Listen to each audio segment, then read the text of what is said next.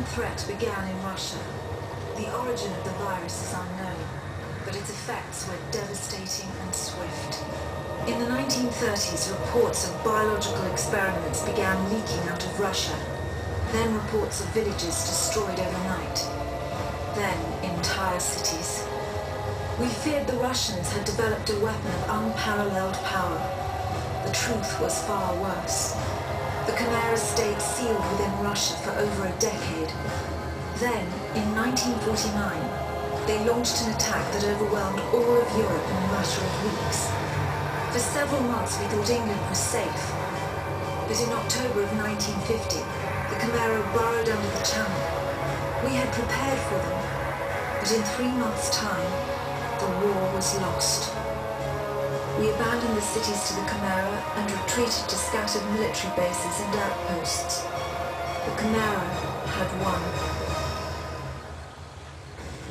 On July the 11th, 1951, the Americans launched an assault on the eastern coast of England.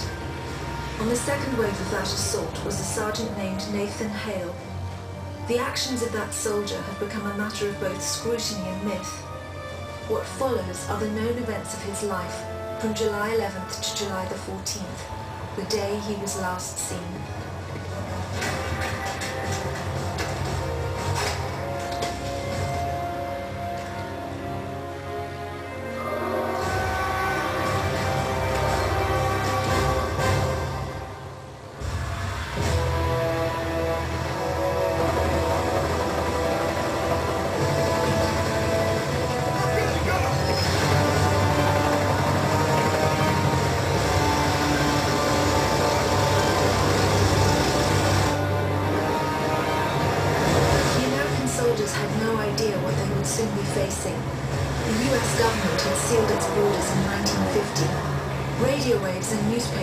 State property.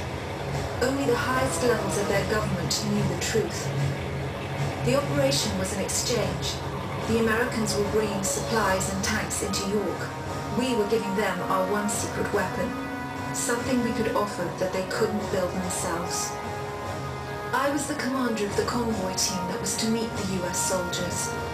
We were ambushed in Manchester on the way to the rendezvous. There was no way to warn the Americans. They were on their own in York, fighting an enemy they knew nothing about. We never learnt exactly what happened there. All we know is that Nathan Hale was the sole survivor.